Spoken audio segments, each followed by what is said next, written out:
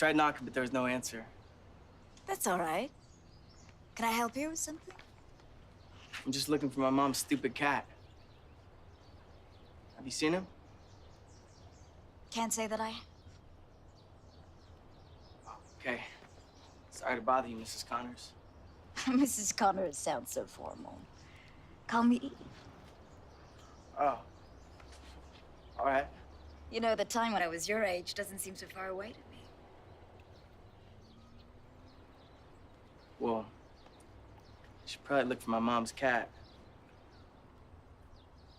Phil, would you like to have dinner with us tonight? I'm making crab thermidor.